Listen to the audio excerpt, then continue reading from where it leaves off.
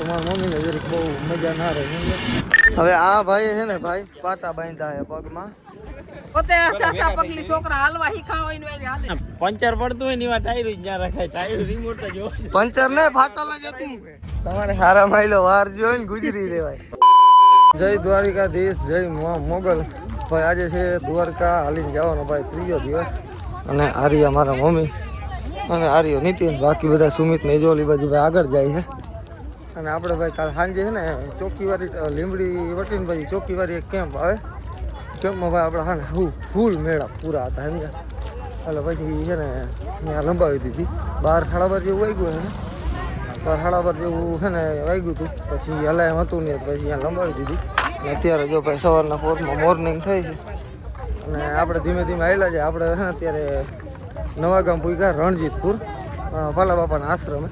એટલે આપણે આશ્રમે ઘડીક વાર છે ને પોરો ખાય ભાઈ. અને પબ્લિક જો અત્યારે ધૂમ ચાલુ થઈ છે ભાઈ. એક કેમ જો સામે છે અને પાલા બાપાના આશ્રમ જો ઓલી બાજુ દેખાય છે અહીંયા છે.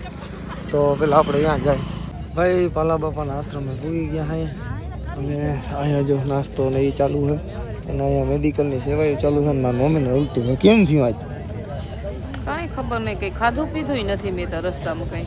એટલે જ કહું સીતાની ઉલટી થાય ને એટલે મેં કીધું હું વાંધો આવ્યો. કઈ ખબર નહીં, કઈ ખાધું પીધું ને આસો ડૂસો ખાધો પીધો હોય તો એમ લાગે. હેરડી ને રહ ને લીંબુ શરબત જ પીધું કઈ અટાણમાં ઉલટી થઈ છે. પગ દુખે છે કે પગ દુખે? કઈ નથી, ઈ કઈ તકલીફ નથી. પણ હવે ઉલટી કેમ થઈ કઈ સમજાણું નહીં ખાધા પીધા વગર. સારું એ નીકળી ગયું બધું.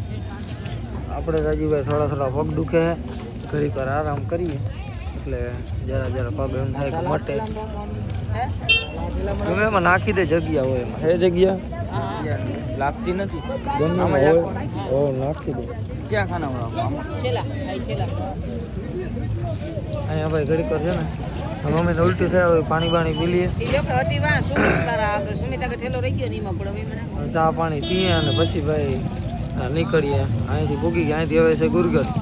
ગુરગઢથી ખારો આવશે ભાઈ 3-4 કિલોમીટરનો. અને ખારા પછી આપણે ઝરકલા દ્વારકા. તો અહીંયાથી ભાઈ નીકળી ગયા છે. અને હવે આપણે જવાનું છે ગુરગઢ. કેમ કે ભાઈ પાવર બેંક મારા આગળ છે.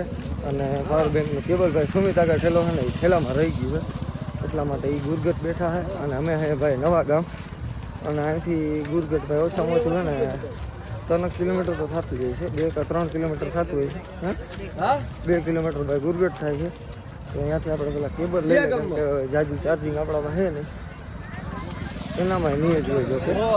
પણ એને ખબર નથી કે એમાં એક પાવર બેંક છે એ ઠેલામાં અને કેબલ છે બધું કમ્પ્લીટ છે. પણ એને ખબર નથી. કોઈ વાંધો નહીં. હવે આપણા આગળ પાવર બેંક છે, એનું કેબલ છે નહીં. તો આપણે પહેલાં જો જઈએ હે ઉગીએ પહેલાં આપણે જલ્દી ગુરગઢથી. ગુરગઢ જરીક વાર પૂરો ખાય. અને આજની તારીખમાં ભાઈ આપણે ખાડી વટી જવાની છે બપોર પહેલાં. એટલે ખારો હોય ને એ વટી જાય ને એટલે ભાઈ વાંધો ના આવે. પછી આપણે ચરકલા જઈને આરામથી હોઈ જાય. પછી ત્યાંથી રોંઢકના નીકળશું એટલે વાંધો જ ના આવે. સાંજ પડે ને એટલે આપણે ભાઈ સીધું દ્વારકા આવી જાય. ભાઈ અત્યારે તમે ખાલી અહીંથી પબ્લિક જો ને. મારી હાલત તો ભાઈ ખરાબ જ છે. મારી હાલતને તમે ઇગ્નોર કરજો. અત્યારે ખાલી તમે અહીંથી ટ્રાફિક જોવો ને વાત જ પૂરી. એમ પબ્લિક આટલી આવે છે ખાલી જોવો. ક્યાં દેખાય ને ભાઈ અહીંયા પબ્લિક ને પબ્લિક જ, બીજું કંઈ દેખાતું જ નથી. અને હું ક્યાં ઊભો હોય ખબર તમને? જો હું ઊભો હું ખારાની વચ્ચે. હજી ખારો એન્ટર થયો છે. અહીંથી ખારો ચાલુ થયો. હજી તો બહુ જાજો ભાઈ ઓલી બાજુ છે ખારો છે. ઓછામાં ઓછા સમજી લ્યો ને કે 1 થી 2 કિલોમીટરનો ખારો હોય છે. અને પાછી ટ્રાફિક છે અહીંયા. હમણાં રોડ નવો બન્યો એટલે વાંધો નથી. આમ તો રોડ પોળો છે. બાકી એને હાકડો ભાઈ રોડ હતો. પબ્લિક તમે આમ જોવું તો ખરી ખાલી. મમ્મીને જોવા બેઠા છે. અને હવે આપણે ભાઈ ધીમે ધીમે થઈ જાય હાલતા. હવે આ ભાઈ છે ને ભાઈ પાટા બાંધ્યા છે પગમાં. ઉગી જાય ને સાંજ ભૂગી જાય ને મને આશા છે. પાટા કરાવવા હોય તો ઘરે ગવાતું જ નથી. પાટા તો ધૂળ પડી. ધૂળ પડી ગધડા તાર એમ ના કરાય. કેવો હેરાન કરે ને. હેરાન કઈ નહીં કરે. મોટે ઉપાડે તે બૂટ પહેર્યા હતા ભાઈ. આપણે કીધું તું બૂટ પહેરજે. તે બૂટ પહેર્યા હતા. બૂટ છે ને દરેક નબળો પડે ને એટલે એને મોકા મળી જાય. પોતે સાસા પગલી છોકરા હાલવા હીખા હોય ને હાલે. ના પંચર પડતું હોય ને એવા ટાયર જ ના રખાય. ટાયર રિમોટ જ હોય. પંચર ને ફાટલ જ હતું.